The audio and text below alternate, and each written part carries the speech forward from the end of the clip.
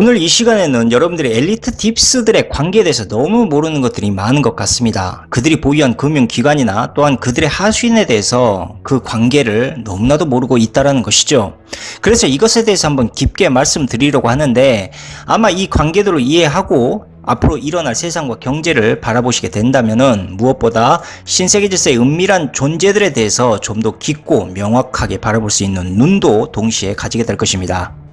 자, 그럼 본격적으로 오늘 방송을 시작하도록 하겠습니다. 일단 우리가 흔히 알고 있는 금융 엘리트 딥스 산하에서 운영이 되고 있는 금융 기업들은 대표적으로 JP 모건 체이스와 모건 스탠리, 골드만삭스, 메릴 린치, 도이치방크, HSBC와 UBS, 그리고 뱅크 오브 아메리카와 바클레이즈 등을 이들이 대표적으로 지배를 하고 있습니다. 그 밖에 엘리트 딥스 분파에서 새롭게 탄생되거나 또한 새로운 파벌로서 계속적으로 생겨나고 있는 금융기업들이 결국 이들 대표적인 금융기업 산하 아래에서 이 딥스 엘리트들의 부와 명예를 불려주는 그러한 역할들을 하고 있습니다. 또한 모두가 알고 계시겠지만 FRB는 로스차일드의 대리인들이 설립을 했고, BIS 역시 피어폰트 모건의 아들인 잭 모건이 설립을 한 것입니다.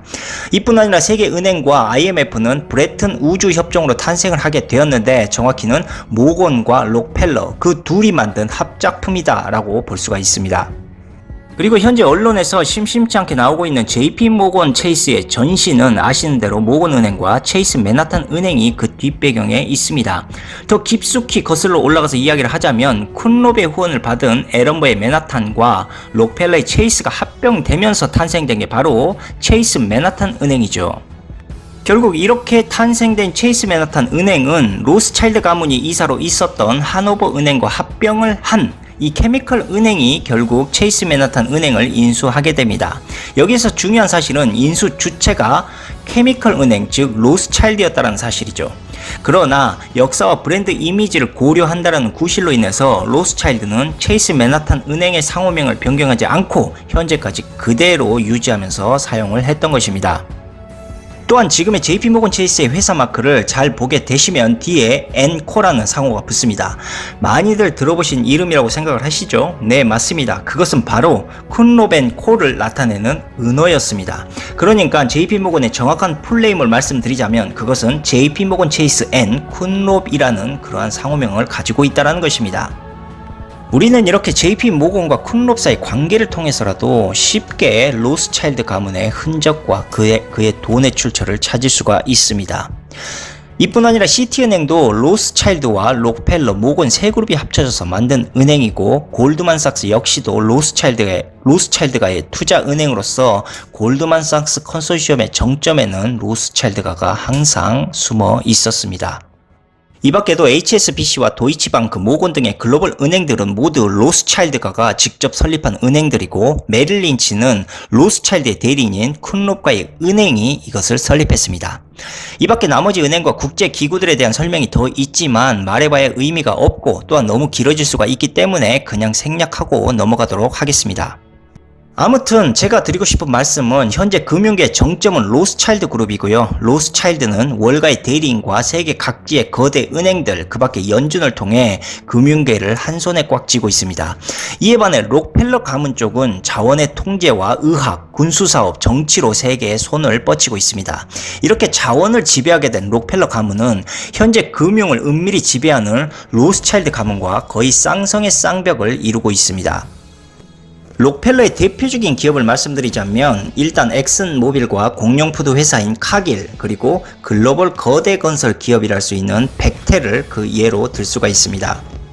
이렇듯 록펠러 그룹은 식량과 건설업, 석유, 의학산업, 밀리터리, 군수산업에 이르기까지 인류에 지대한 영향을 끼치는 모든 분야를 장악하고 있고, 이러한 인프라를 통해 전쟁은 물론 세이브 더 칠드런과 유니세프 같은 자선 사업에까지 그 영향력을 뻗치고 있습니다. 이 밖에도 록펠러는 유대인들의 대표적인 분파를 할 수 있는 세파르딤과 아슈케나즘의 세력에 등을 업고 있고, 이것을 통해 미국 정치를 좌지우지 장악하고 있다라는 점, 이것이 현재로서 록펠러의 가장 큰 힘으로 작용을 하고 있다라는 것입니다. 그리고 록펠러는 삼각위원회와 미 외교협회 등을 직접 설립했는데, 그것을 단순히 설립한 것뿐만 아니라 후원까지 했습니다.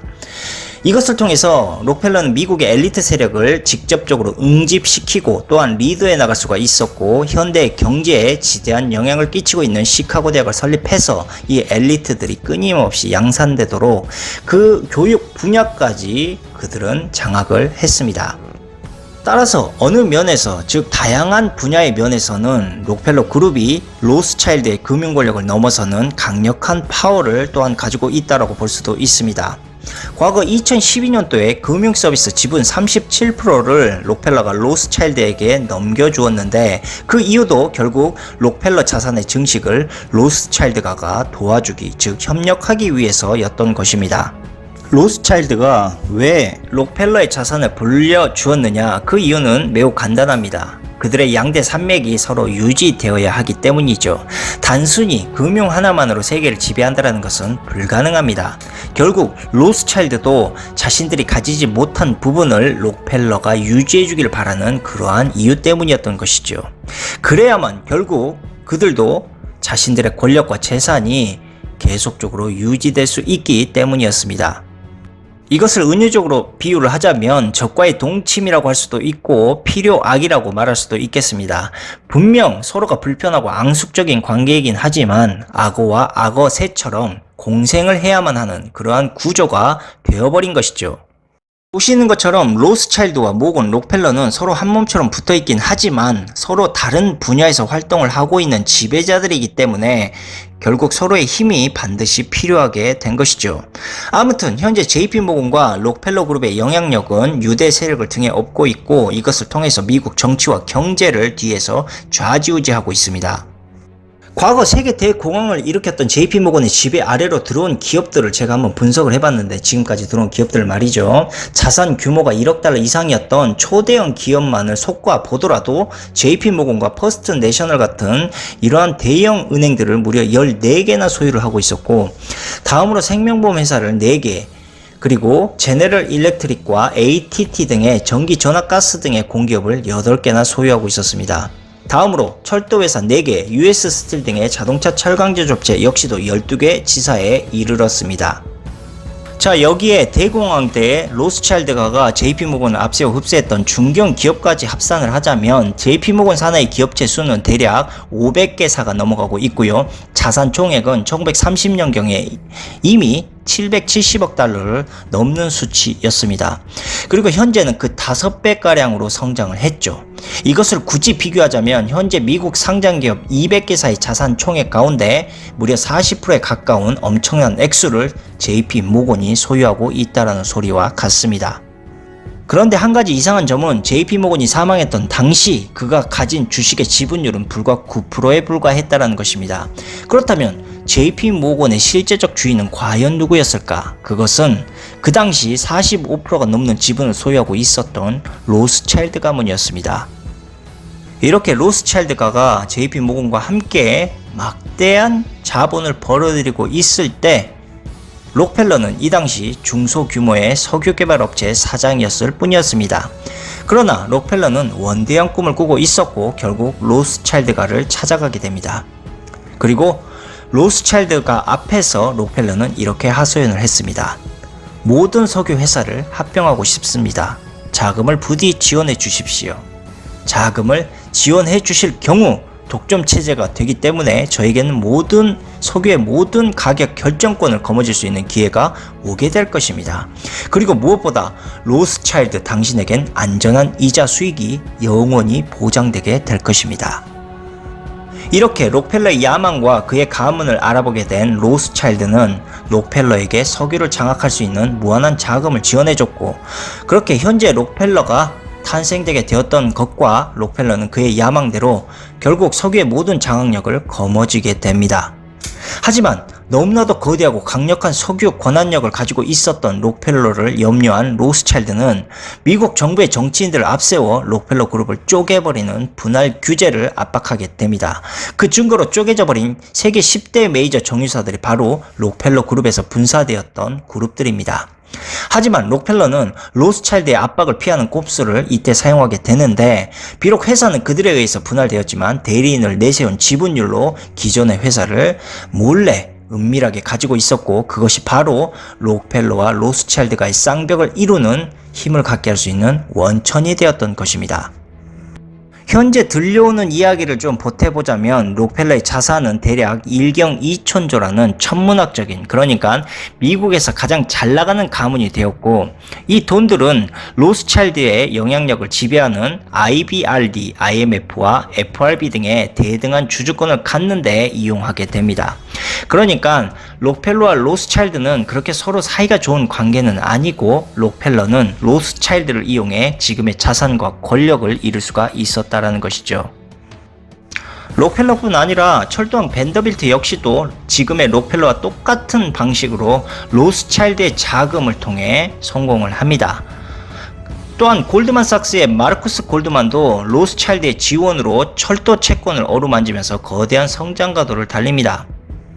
그러나 속임수와 배신의 관계 속에서도 계속적으로 이렇게 서로가 유지될 수 있었던 단 하나의 이유는 록펠러와 벤더빌트 그리고 마르쿠스 골드가 모두 그들이 약속했던 이자 수익을 로스차일드에게 약속대로 주었기 때문이고, 로스차일드 역시도 그들의 약속 이행이 자신들에게 결국 큰 이윤을 가져다 주었기 때문에 이것을 상부상조의 관계로 받아들였다라는 것입니다. 이들 회사뿐 아니라 G라는 기업을 혹시 아십니까? 모른다면 에디슨 기업이라고 말하면 아시는 분들이 있을 거라고 봅니다. 이 에디슨 그룹도 나중에 검은 투자자인 JP모건에게 회사를 뺏기게 되는데, 이 에디슨 기업은 현재도 JP모건의 자회사로 되어 있습니다. 원래 JP모건을 설립했던 존 피어폰트 모건은요, 미국에서 가장 성공한 악덕 전쟁 상인이었는데 이때까지만 해도 로스차일드와는 그리 큰 인연은 없었습니다. 그런데 로스차일드가가 유대인의 상인이었던 피버디를 국제금융가로 키워주기 시작을 했고, 자식이 없었던 피버디는 그의 총알바지이자 충직한 직원이었던 존 피어폰트 모건에게 자신의 재산을 상속하게 되었던 것이죠. 이렇게 피버디 금융그룹을 이어받은 모건은 사명을 JP모건으로 변경을 하고 미국에서 은행업을 시작했는데, 그것이 커다란 성공을 결국 거두게 됩니다. 이뿐 아니라 아브라함 쿤롭 그룹 또한 로스차일드가의 대리인이고요, 로스차일드의 그림자 같은 그러한 기업입니다. 이들은 대부분 주주들이 이스라엘의 유대인들로 이루어져 있고요, 미국 내 유대 정치인들과 그 세력들의 검은 자금을 조달하는 역할도 담당을 했습니다. 우리가 지금까지 표면적으로 알고 있는 로스차일드 제국은요, 마이어 암셀바우어라는 독일의 비렐름 9세 황태자가 미국 독립전쟁 참전 영국 병사들의 군수물자를 통해 착복한 자금을 횡령하면서 창설되게 된 그러한 제국입니다. 아무튼 로스차일드 제국을 최초로 설립했던 암셀바우어는 후일 로스차일드로 이름을 변경하게 되었고, 그것이 현재 우리가 부르고 있는 로스차일드라는 그러한 그룹의 이름이 됩니다. 그리고 그의 아들 네이선은 이 돈을 통해서 런던에 회사를 세우기 시작하면서 결국 로스차일드 은행을 최초로 설립하게 되고, 그 지점들을 파리와 빈, 베를린, 나폴리에 세웁니다. 그렇게 네이선의 아들인 라이오넬을 거쳐서 네이선 마이어 로스차일드는 잉글랜드 은행장의 행장이 되게 되고 1885년에는 하원 의원으로까지 당선이 됩니다. 참고로 네이선 마이어는요, 엘리트들의 모임인 원탁 회의의 회원이기도 했는데, 당시 재무장관으로 즉임되었던 윈스턴 처칠의 아버지인 랜돌프 처칠 역시도 원탁 회의를 통해서 로스차일드 가문의 지원을 받았습니다. 그리고 훗날 윈스턴 처칠 역시도 총리로 발탁될 때 로스차일드가의 많은 도움을 받기도 했습니다. 모건 제국의 설립에서도 로스차일드가가 막강한 영향력을 행사했습니다. 모건은 런던의 조지 피버드 주식회사를 모태로 1864년에 설립이 되었고, 피버디가 사망한 후에 JS 모건 주식회사로 이름이 바뀌었습니다. 참고로 피버디는 로스차일드가의 신망 있는 대리인이었고요, JS 모건 아들 즉 존 피어폰트 모건이 유대인 피버디의 경영권을 물려받으면서 현재 JP 모건이라는 이름으로 변경이 되었던 것입니다. 여기에서 끝이 아니라 로스차일드가는 워버그 가문과도 깊은 관계를 맺고 있는데, 폴 워버그와 펠릭스 워버그는 현재 미국의 연방준비위원회 즉 FRB 체제를 확립하는데 지대한 영향을 주었고요, 현재 그들의 형제인 맥스 워버그는 독일 지사를 운영을 하고 있습니다. 다음으로 가장 크게 성장했던 록펠러 제국 역시도 로스차일드가의 자금으로 모든 석유 그룹을 인수합병했고 1853년 존 디 록펠러가 설립했던 스탠더드 오일은 록펠러 제국의 기초를 이루는 데 가장 큰 공헌을 했고, 또한 미국이 전쟁의 승전을 가져올 수 있도록 원유를 조작함으로 인해서 가장 로스차일드가의 가장 큰 이익을 안겨주었던 그러한 중간다리 역할을 하기도 했습니다. 이렇게 록펠러는 로스차일드 돈을 이용해서 석유를 장악하고, 또한 전쟁을 통해서 슬슬 우생학에 대한 연구 실험으로 눈을 돌리기 시작을 했습니다. 왜였냐?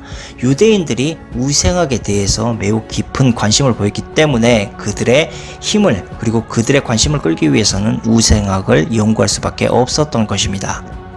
그렇게 이어지던 우생학 실험은 결국 J.D. 록펠러 3세까지 이어지게 되고, 전 세계에 감당할 수 없을 정도로 늘어나는 인구를 효과적으로 관리하기 위함이다 라는 목적으로 1952년 인구위원회를 설립하게 됩니다.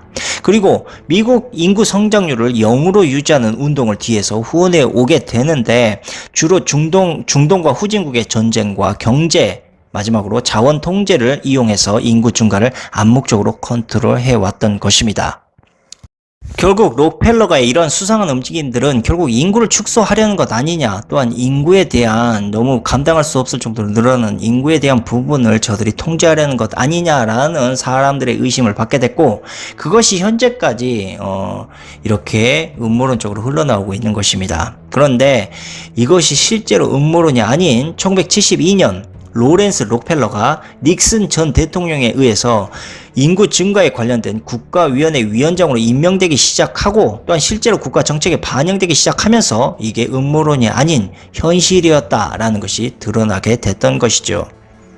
하지만 시간은 흘러가게 되고 결국 워터게이트 사건으로 닉슨은 물러나게 됩니다. 그 뒤에 포드 대통령이 취임하기 시작하면서 넬슨 앤드리치는 그 기회를 틈타 부통령으로 승진하게 됩니다. 이 당시 넬슨 앤드리치 록펠러는 미국 외교협회 회원이자 UN 창설 미국 대표단이기도 했습니다. 그리고 우리가 현재 잘 알고 있었던 데이비드 록펠러는 이 당시 체이스 맨하탄 은행의 행장으로 있었는데 1946년부터 53년까지 미국 외교협회 회장을 맡았고, 넬슨 앤드리치 록펠러 뒤에서 빌더베르크 그룹의 상임위원과 삼각위원회 창설을 도맡아 진행하게 됩니다. 그리고 록펠러의 또 다른 형제인 퍼시 록펠러는 모건 개런티 트러스트의 이사직에 있었고, 그는 해골과 뼈 클럽의 회원이기도 했습니다. 이렇듯 록펠러 가문은 정계와 금융에 두루두루 그들의 형제들이 포진되어 있었고, 여기에 엘리트 클럽까지 창설함으로 인해서 엘리트들의 힘과 권력을 동시에 가져오게 되었습니다. 그리고 이 힘을 통해 뉴욕에 소유하고 있었던 자신들의 대지를 국제연합본부에 기증을 했는데, 그 인근의 땅을 사들이고 그것을 통해서 막대한 차익을 벌어들이는 그러한 상황도 이들이 계획도 추진을 했습니다. 자, 그렇게 록펠러가 기증했던 국제연합본부를 직간접적으로 운영했던 자가 우리가 현재 알고 있던 약관 31세의 헨리 키신저였습니다. 신세계 질서를 앞장서고 있는 헨리 키신저 역시도 미국 외교협회와 빌더베르크 그룹의 지도자이고요. 키신저 사업단을 영국의 정치인인 게링턴과 함께 운영을 하고 있었습니다. 헨리 키신저는 과거부터 체이스 맨하탄 은행과 록펠러 재단의 직접적인 관계가 있었고, 닉슨 행정부에서는 록펠러의 힘으로 이용해서 국무장관과 국가안보보좌관까지 맡게 됩니다. 이후 키신저는 록펠러의 전쟁 자금을 이용해서 베트남 전쟁을 촉발시킨 명분을 만들어내기도 했고, 이집트, 시리아, 이스라엘 사이에서 벌어진 욤키프르 전쟁 발발에도 직접적인 영향을 준 인물이기도 합니다. 이렇게 모든 전쟁을 발발시키는 악영향을 주었음에도 불구하고 결국 나토 평화 유지 명분을 제공한 공로로 오히려 1973년에 노벨 평화상을 받게 됩니다. 이후에 2차 세계대전에 따른 평화의 명분을 시작으로 록펠러는 나토의 영향력을 키우면서 세계 경제와 국가를 엘리트들이 본격적으로 통제하기 위해 IMF와 BIS, 또한 CIA, IBRD, ECB, CFR, 피마, FEMA, WHO 등 이러한 기관들을 새롭게 설립하거나 그 힘을 강하기 시작을 합니다. 결국 이 같은 행위는 로스차일드와 록펠러의 자산과 권력을 대중들로부터 자연히 분리시키면서 그들만의 군대와 자본의 힘을 넓히기 비기 위한 그러한 유용한 도구의 카드로 사용을 하게 됩니다. 그렇게 2차 세계대전이 끝난 1947년 드디어 미 국방부가 창설하게 되고 싱크탱크라는 프로젝트를 은밀히 국방부가 진행하게 되는데 2차 세계대전 당시 IBM은 록펠러와 로스차일드가가 일으켰던 2차 세계대전을 통해 사람을 효과적으로 통제할 수 있는 이른바 바코드 시스템을 독일의 아우슈비츠 수용소를 통해 노골적으로 포로들을 통제하기 시작을 했고 히틀러는 AT&T의 통신 장비들을 이용해 전쟁 정보를 서로 주고받고 있었습니다. 아무튼 히틀러가 운영했던 아우슈비츠에 IBM의 바코드 컴퓨터가 사용되었다라는 것만 보더라도 히틀러를 주축으로 일어났던 이상한 2차 세계대전의 전쟁은 결국 이익에 눈먼 미국 기업과 권력자들이 온통 뒤죽박죽 되어서 적과 아군을 분간할 수 없는 상황이었다라는 것을 보여주고 있는 것이고, 이것은 결국 2차 세계대전 전쟁 자체를 의심할 수밖에 없는 가장 큰 증거 중 하나라고 볼 수가 있습니다. 아니, 생각을 해보자면 어떻게 독일이 적국인 미국 기업, 그것도 다름 아닌 IBM의 컴퓨터를 이용해서 자신들의 포로를 관리할 생각을 할 수가 있었단 말입니까? 그리고 IBM은 정확히 자신들이 아우슈비츠 인구 통제 테스트를 통해 얻은 경험을 이용해서 인구 통제 프로그램과 컴퓨터 개발 사업을 본격적으로 촉진하기 시작했다라는 것, 또한 CIA와 미 국방부는 전쟁 포로들처럼 대중들에게 이러한 시스템이 자연히 확산되기를 계획하고 있었다라는 것, 그리고 지금의 스마트폰이 그렇게 흘러나왔다라는 것, 또한 우연인지 모르겠지만 이 당시 갑자기 유성처럼 두각이 되기 시작했던 인물이 하나 튀어나오게 되는데, 그것이 바로 우리가 모두가 알고 있는 빌 게이츠라는 인물이었습니다. 지금의 빌 게이츠가 MS를 설립할 수 있었던 가장 큰 힘은, 원동력은 미 국방부의 컴퓨터 개발 프로젝트와 IBM의 자금이었습니다. 이것을 통해서 지금의 MS가 설립될 수 있었다는 것이죠. 원래 MS는 베이직을 납품하는 조그만 중소기업 업체에 불과했습니다. 그리고 이 당시 컴퓨터는 귀했고 그다지 사용할 곳도 많지 않았기 때문에 대기업도 불과 몇 대 정도만 가지고 있을 정도로 매우 작은 소규모의 시장이었다는 것이죠.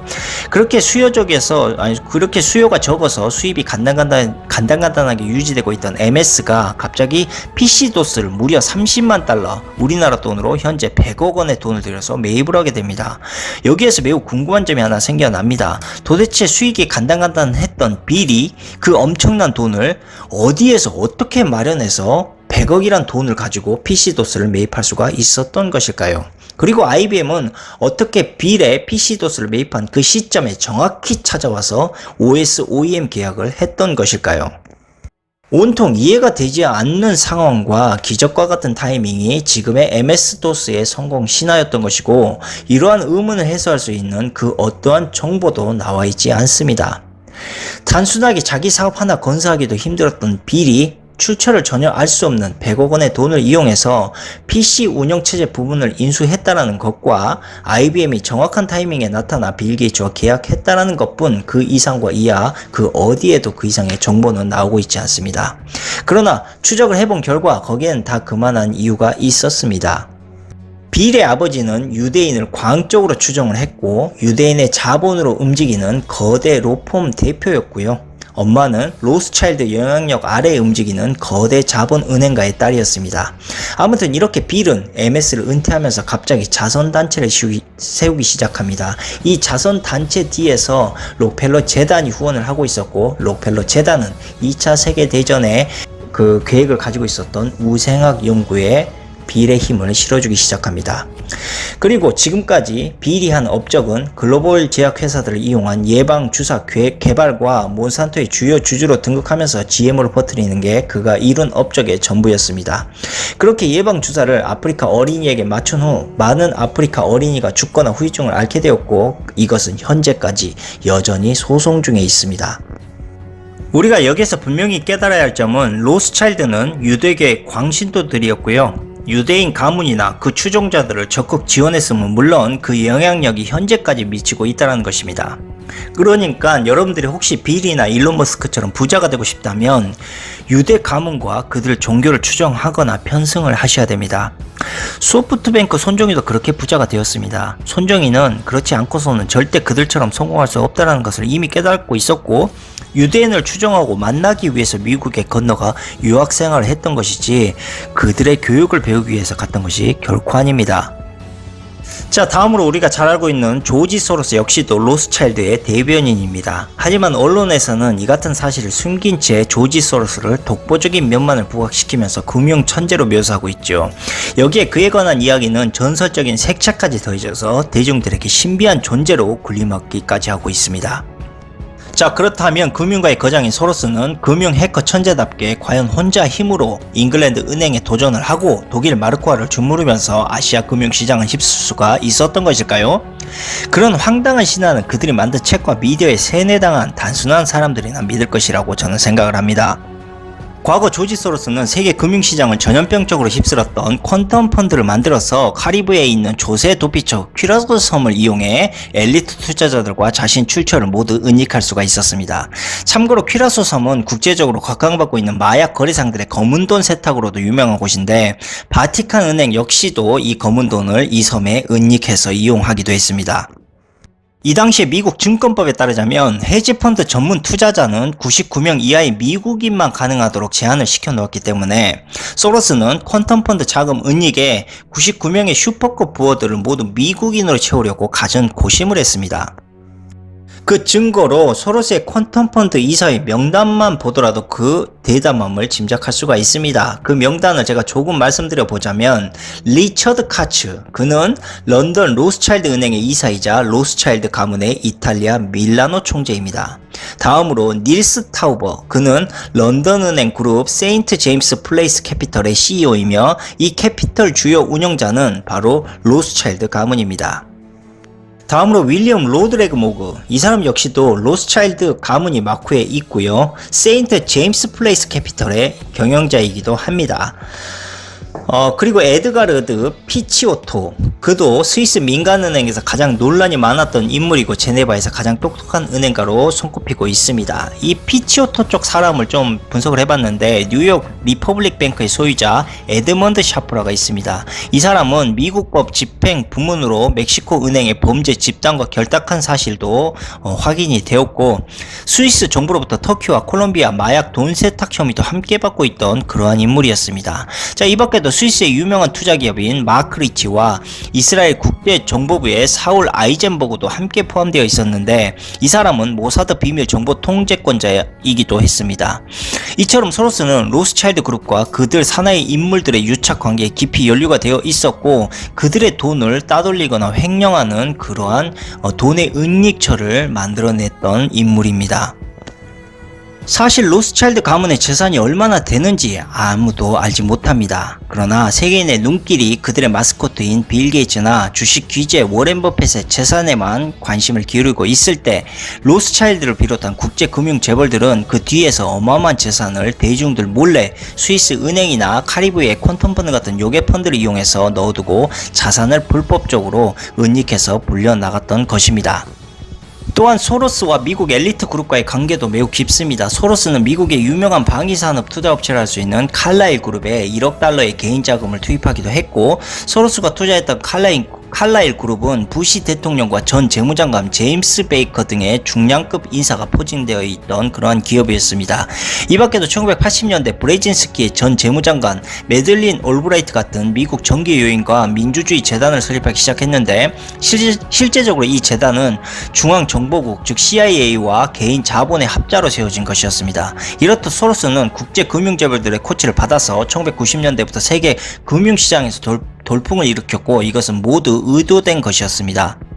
소로스의 굵직한 행동마다 일부 여론은 부풀리기 작전을 펼쳤고 그의 유명세를 이용해 돈을 은닉하면서 그것을 다시 실물 가치로 바꿔가면서 폭리를 취했던 국제금융재벌들의 중대한 전략적 의도가 녹아 있었던 것이죠. 결국 조지 소로스의 핵심 역할은 세계 각국의 경제를 달러로 유지하면서 가치가 퇴색될 수밖에 없다라는 사실을 인지시켜주는 것과 자신들이 만든 화폐 종말을 스스로 준비하는 그러한 단계를 이 조지 소로스가 추진해 나갔던 것입니다. 그렇게 함으로 인해서 새로운 화폐 출현을 만들고 디지털 화폐 추적 시스템을 대비하기 위해서 조지 소로스는 퀀텀 펀드 같은 이러한 요괴 펀드를 이용해서 엘리트 자산의 은닉 도피처를 만들어 두었던 것이고 엘리트들은 화폐가 아닌 실물 자산으로 그 가치를 서서히 바꾸어 놓았던 것입니다. 이미 월가와 영국은 영란은행과 연준을 추축으로 하는 새로운 세계화폐 준비 작업에 완성 단계에 이르고 있고요. 그렇게 탄생되고 있는 것이 지금의 중앙은행의 디지털 화폐인 것인데, 자, 이것이 이제 새로운 시스템으로 자리매김하게 된다는 것이죠. 자, 이렇듯 디지털 화폐는 매우 오래전부터 계획되어 온 일이었고요. 비트코인 출현 역시 모두가 계획된 것이었습니다. 결국 디지털 단일 화폐는 지하 경제의 검은 돈이 모두 추적되게 될 것이고, 로스차일드가와 유대인들이 현재 장악하고 있는 금융 기업들을 통해서 완전히 돈의 흐름이 장악되게 될 것입니다. 끝으로 현재 로스차일드가가 BIS의 주주권 행사를 통해 직간접적으로 제어가 가능한 중앙은행 국가들이 모두 국가 디지털 화폐 개발에 몰두를 하고 있고, 이것은 국가 간의 화폐 개념을 서서히 무너뜨리고 있는 것은 물론 BIS 통제 아래 전세계 100개국의 중앙은행들이 모두 로스차일드가와 록펠러의 영향으로 디지털 단일 화폐에 협조하는 중앙은행들입니다. 결국 단일 화폐가 디지털 화폐 출현 이후로 거의 확실시되고 있는 상황이 오고 있다는 것이죠. 이렇듯 세계 정부 수립을 위한 신세계 질서의 계획은 여러분들도 전혀 눈치채지 못하게 서서히 과거 수십 년 전부터 준비해 왔던 것이고요. 스마트폰의 출현 역시도 결국 단일화폐 인프라 구축을 위해 계획된 그러한 프로젝트였고, 구글과 MS 그리고 IBM을 통해 개발되고 있는 양자 컴퓨터와 블록체인 빅데이터 시스템 역시도 모두 단일 금융 경제 시스템을 구현하기 위해 개발되고 있는 것일 뿐, 이것이 결코 기술 개발로 인한 문명의 발달로 인한 우연이 아님을 여러분들이 깨닫기를 바라면서, 부디 다가오는 이러한 냉정한 현실을 명료히 바라보는 힘을 가지시기를 바라겠습니다. 감사합니다.